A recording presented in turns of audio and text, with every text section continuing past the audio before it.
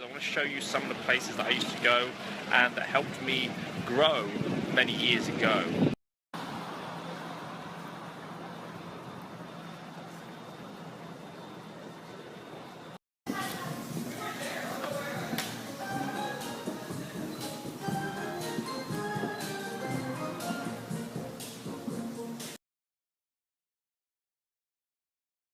Here is that this was the stage behind me. All the bands perform well known. The Monday nights were big here. This was the DJ booth. DJ booth was great. You just go to the DJ, compliment him on his music, get him a drink, be social.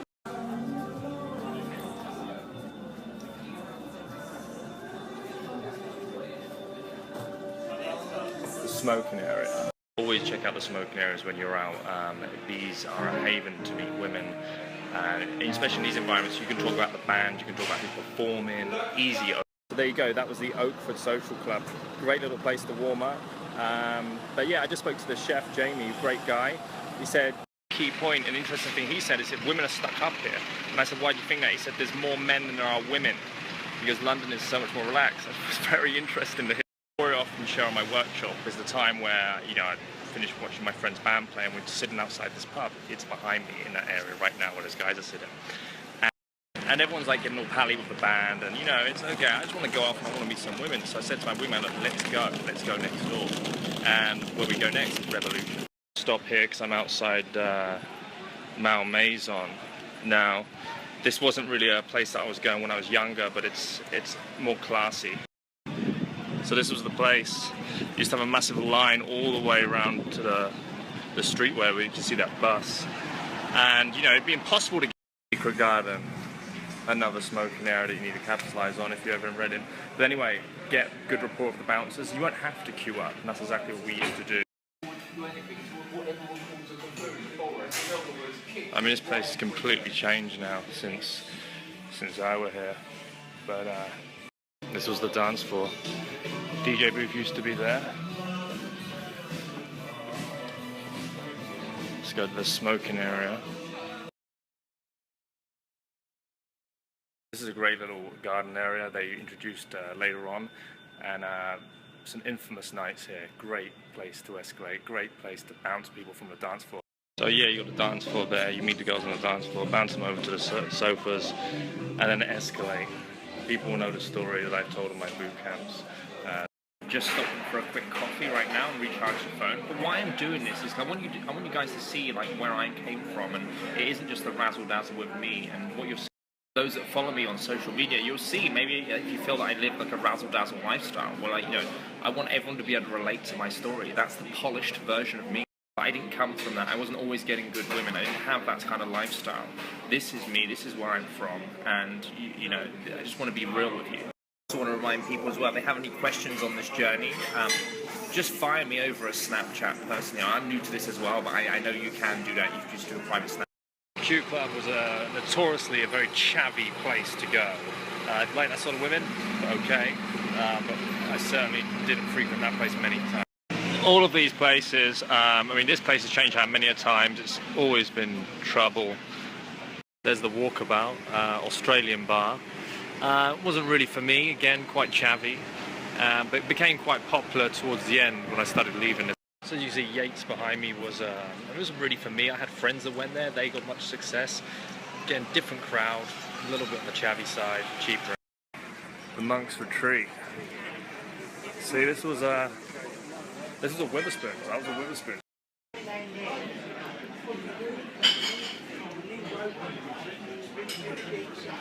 So that place I just visited right now, the Monks, yeah, that used to be like the pre-drinking place, very cheap place to have some drinks, learn about what people are doing on their night.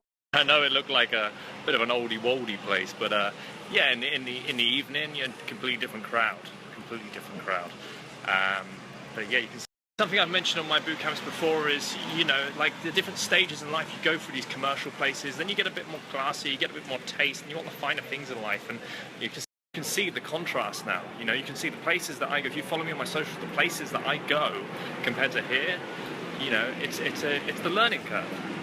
place behind me, unfortunately, we can't get access to, but it's basically a cheap rip-off of Mahiki, but was quite popular. Great garden area.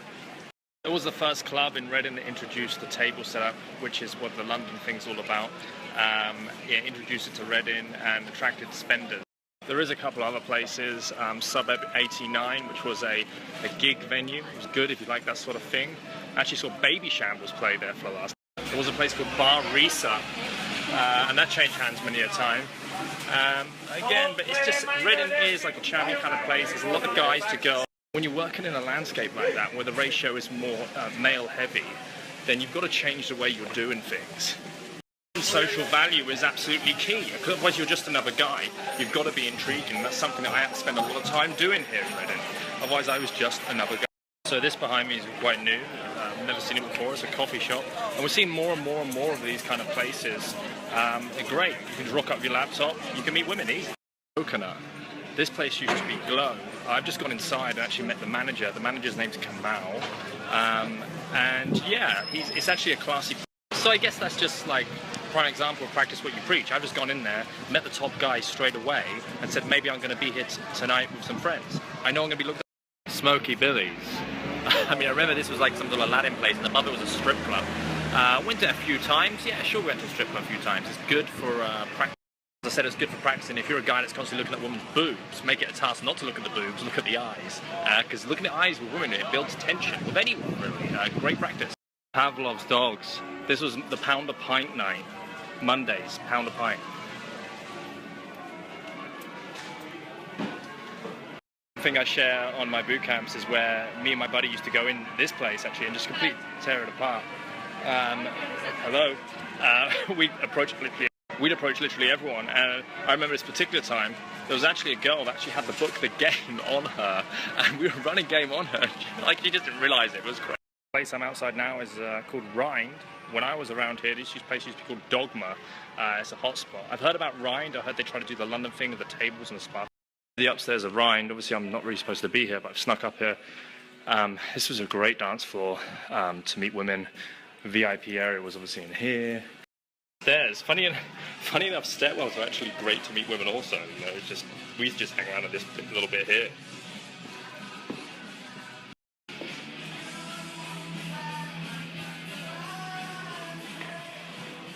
I like it. I like what they've done there. That place, I mean, if I was investing in a club in Reading, I'd probably buy that place. That's a good spot. There was a time when it was Dogma, I had like every girl's number in that place, every bartender. It's a shame that we didn't get to see the smoking area up there, because that is a really good hot spot up there for meeting women also. I had a really good return on my time actually thinking about that. The memory I have is, you know, the girl I used to go out with, Rachel, who was effectively my wing girl. You know, we'd always go out and just depart, like we'd leave separately. Place is Sakura. A friend of mine, Callum, used to DJ here, so we had great social value. Again, it's all about getting to know the key people in the scene.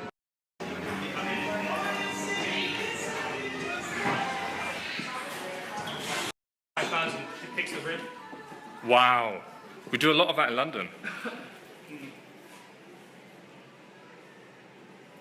Okay, so I'm in the VIP of Sakura. Used to be one of my, one of my haunts, and I love what they're doing to this place. They've really changed it up, but it looks really cool. Nothing has changed here at all. This is pretty much how it used to be. VIP there, different kind of VIP. Dance floor, very nostalgic. I'm so glad I got clearance for this. This is the best smoking terrace in Reading. Got a really good return on my time. Guys, that's how you do it. I mean, I walked in there snooping around, I got caught. There was a bit of confrontation with the manager. I just spent about half an hour chatting to the guy. Just nightlife gossip, dropping clubs, dropping names.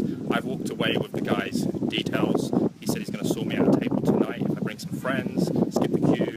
As easy as that, guy. Just look what I'm doing. I'm just going around the clubs in the day, meeting the people, meeting the right people, the general managers, the owners, and I'm getting leverage. I'm getting value. This is absolutely infamous. The Purple Turtle, a late bar, great late bar to go to after all the clubs are finished. Let's go in and check.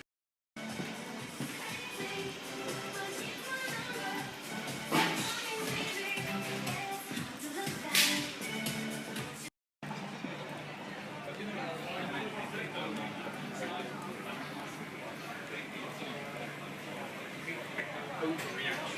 lot of work here since I've been here. The garden is amazing. Again, the gardens are such a good hotspot to meet women. There's no music, have conversation. It's easy. Even the shisha element in the bar is awesome. I mean, you know, just getting a table and just speaking to the people next to you. Just be social, be more social. With these late bars, there is an element of, you know, you may be scraping the barrel, as like people go there because they haven't pulled yet. So bear that in mind. You know, you're looking really for a diamond in the rough. Now in the Oracle Shopping Centre, I'm going to show you a spot where I first did my day game approach, which led me to be on a 2-year relationship. Yeah, here we are. This is like a story that I tell in the workshops. I looked down the escalator, I saw this girl, I've kicked myself too many times. I kicked myself so many times for not doing anything, and finally I do it. I see this girl, we're smiling at each other, we're looking back, and I just come over and say, hey, it's John. I took action that day. That girl became my girlfriend for 2 years. It wasn't a great relationship, don't get me wrong, I had a lot more to learn, but it made me realise all the opportunities I've been missing. So basically as well, behind me is Topshop. If you were a hot girl, you worked at Topshop. So it was always worth popping in and just having a bit of a flirt with the shopping assistant.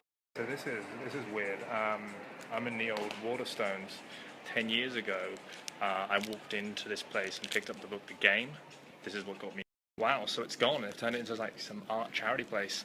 So 10 years ago, I walked into Waterstones, bought my brother a book. I thought a book is a great birthday present, and yeah, and I picked up the book The Game, and you know, it's kind of one of those presents that it's for someone else, but really it's kind of for yourself.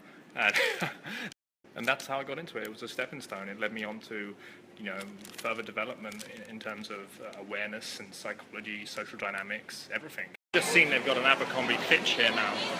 Again, like these are institutions that like girls just want to be part of because they're associated with hot women. So go there. So there you have it, guys. You know, there's a few places that we didn't get time to actually for me to show you around. But stay tuned tomorrow.